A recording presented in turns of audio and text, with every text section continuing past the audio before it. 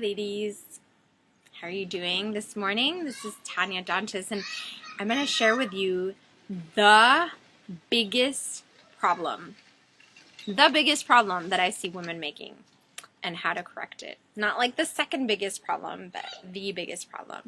And you may hear some noises outside. It's a German holiday, so kids are home and I'm home, and I had recorded this Facebook Live, but then the sound was going nuts, so here I am recording this very gladly for you again, and hoping that it's going to come out as well, because it was very inspired in the Facebook Live, and that I'll be able to cover all the materials. So who's excited to hear about the biggest problem that I see in women and how to correct it? So I welcome any comments, any questions below. Please, if you're watching, it's going to be a replay for everyone because it's not a Facebook Live anymore, but please feel free to comment. I'd love to hear from you. So moving into the material. So I had started off with a little scenario. Imagine that you just bought a new book by that author and you're like, oh my God, I just can't wait to get my hands on that book. It's going to change everything. Or you just put your email in for a new opt-in and you're so excited because it's going to change everything. Or you signed up for that new course, you paid, you took your card out and you put your numbers in and you're going to be part of that course and you're so excited for what it's going to give you. And then what happens, right? Oftentimes, you know, can you imagine this scenario? You're excited, you're about to sink your teeth into that juicy meditation or PDF, and spouse comes home, or partner or wife or whoever it is comes home, and okay, well, child starts crying and you need to, maybe help with the setting up the table, and you already made dinner, but like maybe you should help because child really always wants mommy and all of that. So you put your PDF or your whatever to the side. Or maybe you dig in, but you're feeling guilty about it. You feel guilty, you feel shame. Do any of those things sound familiar? Well, what I really want to, wow, it's so nice to be without all the Facebook Live interruptions telling me my internet connection is weak, blah, blah, blah. So what I really wanted to share is that what I notice in most women is that they have a really great idea about what they want. They have a desire to transform themselves in some way, like to either earn more money, become more confident, be more present for their kids. They always start off with this really wonderful intention that is actually really, going to be great for everyone because, they might bring in more money for the business or with the family and they can go on vacations, or they want to, be a better mom or be a better partner, and they need a little time to take care of the emotional stuff that's coming up for them about X, Y, or Z, or some girlfriend time to process that since they keep expecting it from the partner and they're realizing maybe you can't always get that from your partner, right?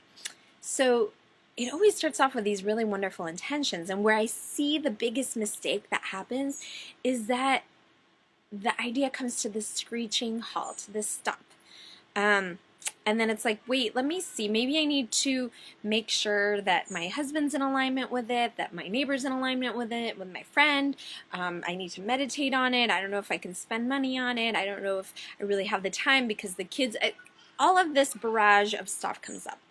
And I want to say, on the one hand, this characteristic, this quality in women is what makes us divine. We care. We care about others. We can't help but think, how is this going to land for the other? Is this going to be really supportive for the other? Is the other going to have a hard time adjusting to mommy being away?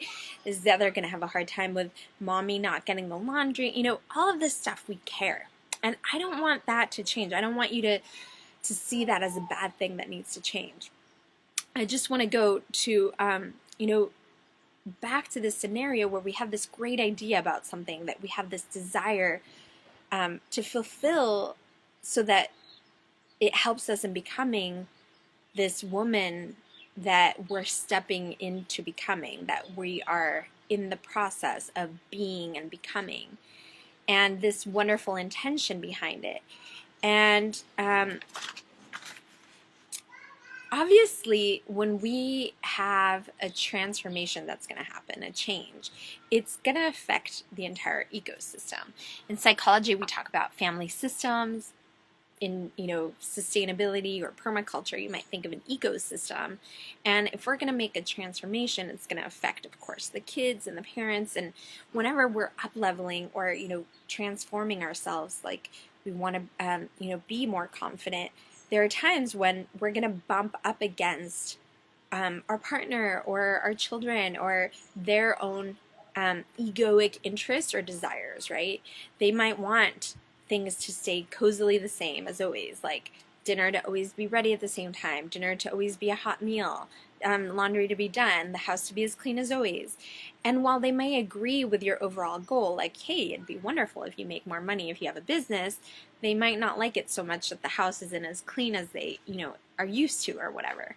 And so in this video, I'm inviting women to just be more aware of that and not let, I see the mistake being that all too often stops women, right?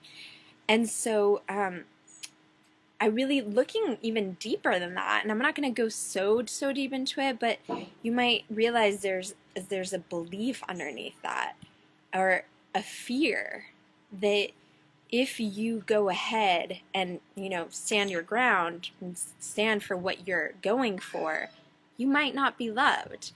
And there may be some deeper layers to uncover there as to how did your parents respond when you stood your ground, or how did your mom or your dad respond when you really wanted something and you really took a stand for it and went for it? Was there punishment? Was there a reaction? Was there yelling? Was there hitting? What went on? In light of that conditioning that you received, I would invite you to then reframe and come back into your intention, into yourself, to take care of yourself. That original intent, that original intention of you're wanting to, that desire to take care of yourself. And I'm going to share with you an example of what inspired this whole scenario so that you can get, we can really sink our teeth into what that looks like and how that happens. So today, as I mentioned, is a German holiday. And my husband, he works in Switzerland. So we live in Germany and he works in Switzerland. And he does not get the German holidays off. So, when 3-day weekends, all that, we don't have that. But, I mean, there's an upside. It's actually really to our advantage that he has a great job in Switzerland. And gets, you get better paid in Switzerland. So it works well. And he works 3 days a week. So, it's okay. But I had really, wanted him to stay for today. And he couldn't. He let me know.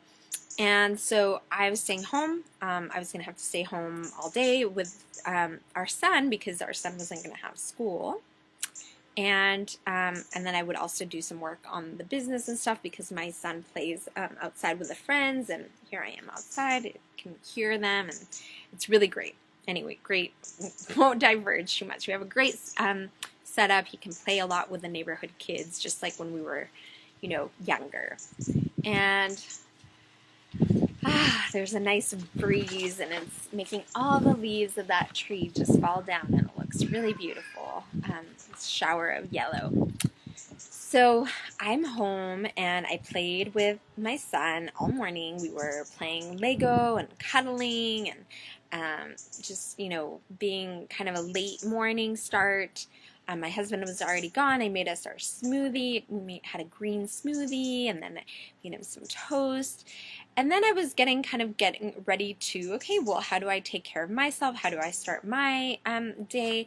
And I was thinking it would be lovely to take a bath instead of a shower and do my morning meditation there. And I shared that I'm doing Oprah and Deepak Chopra's 21-day meditation, and it's about relationships.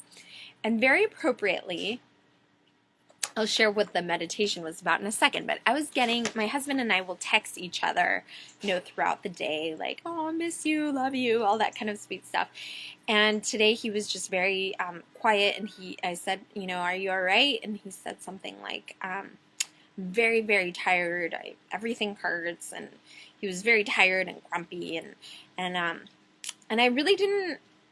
I wasn't in this space where I felt like overflowing, that I could just be like all sweet on him and just reassure him. And so, knowing this kind of pattern already, I was like, okay, well, how do I take care of myself? And so again, I was like, okay, a bath and my meditation sounds wonderful. It'll give me the inspiration and kind of connect in with my high self, like what needs to be done, what's my priority today, what am I doing?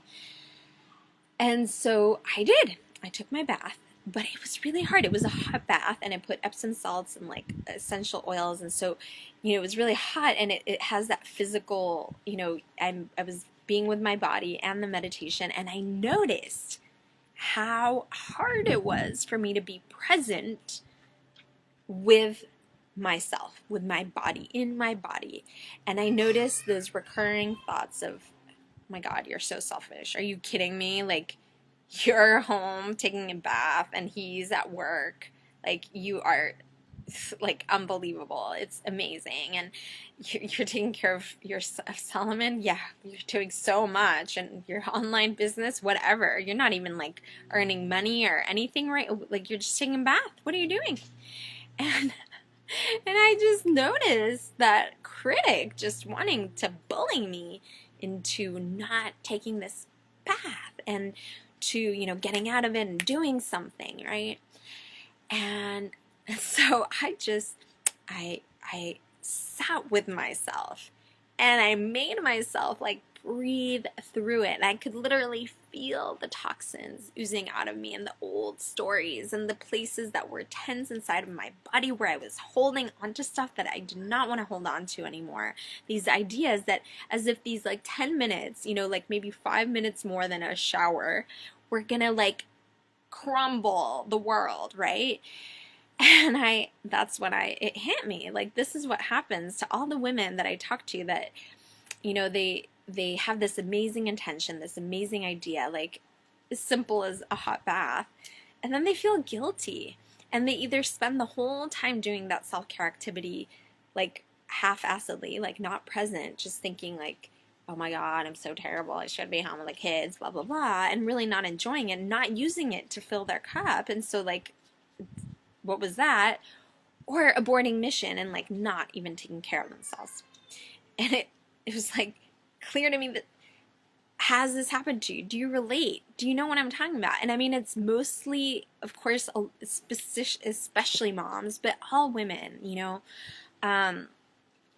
we have this sense, this nurturing sense in us, this mothering part of us that wants to make sure everyone's taken care of, and that we don't, that everyone likes us, kind of like the people pleaser, and that everyone feels good.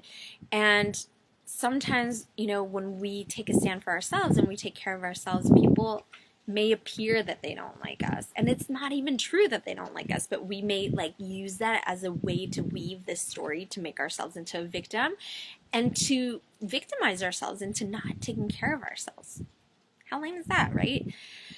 Yeah, so that is what I wanted to share with you. So remember, so the key is, when you undergo and you embark any transformation, it's gonna rock people's boat, whether you like it or not.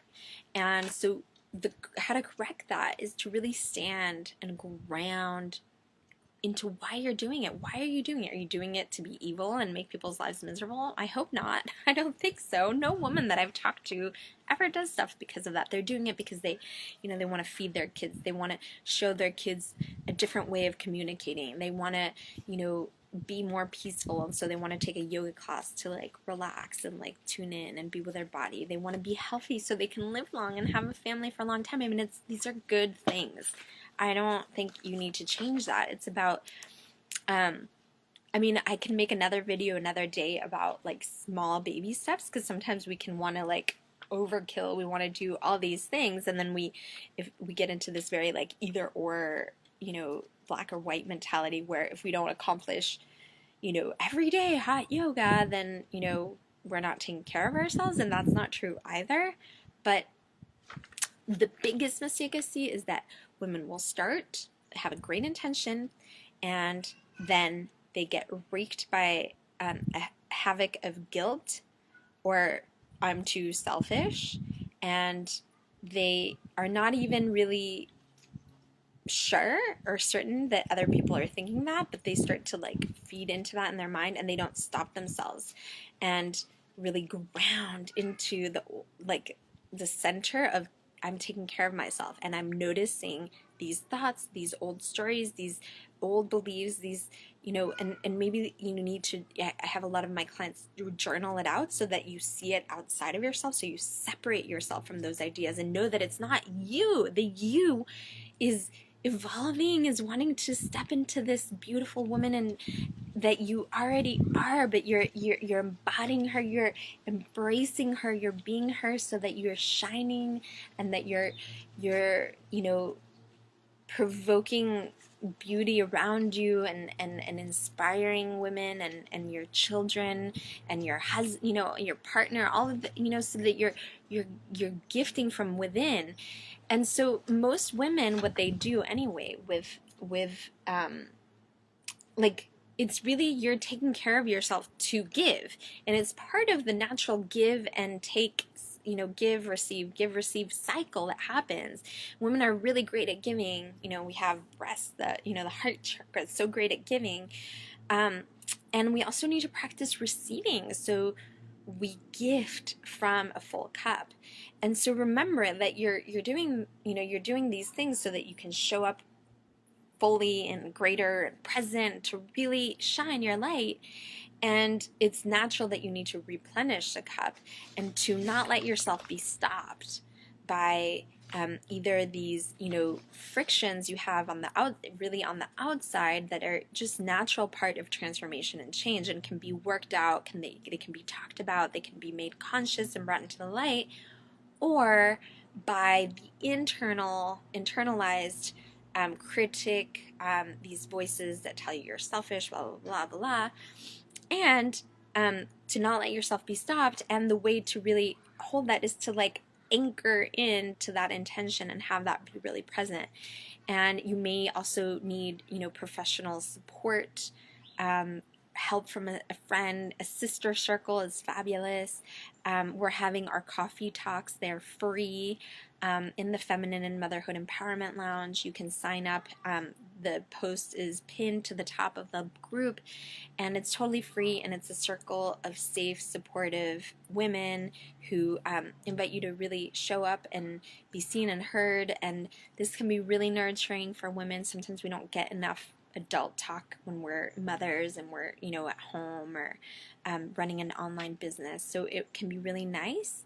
A coach, or whatever it is that is your support to hold you accountable as you move through those things that you need to get out of your system and release, so that you can really show up and support yourself and take good care of yourself, instead of victim story that other people are not letting you.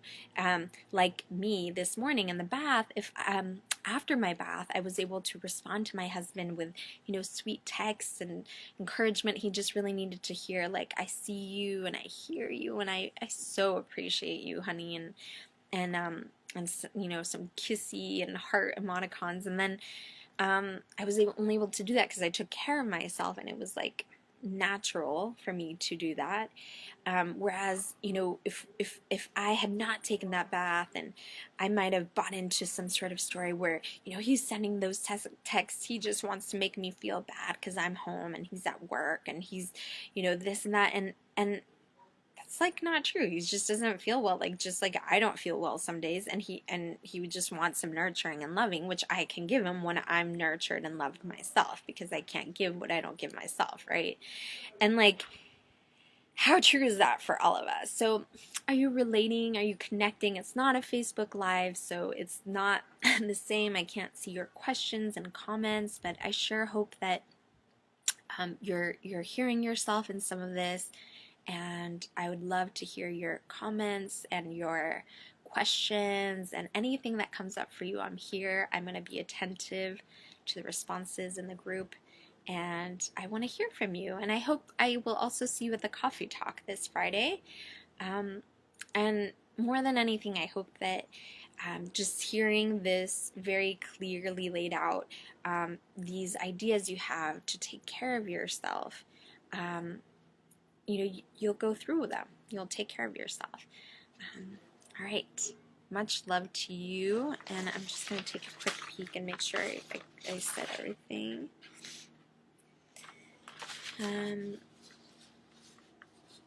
Yeah, the last thing I said was that the word selfish is a little bit like the whole nasty woman or bitch. It's like we need to reclaim this word and notice what associations and connotations you have with it, maybe any stories of being called selfish.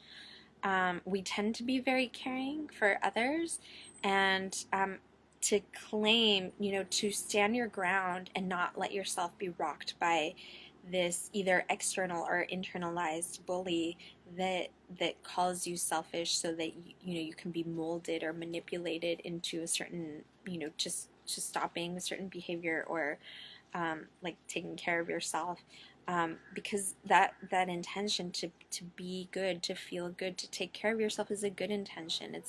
It's an honest intention, and everything else comes next. So, right, I'll talk with you soon.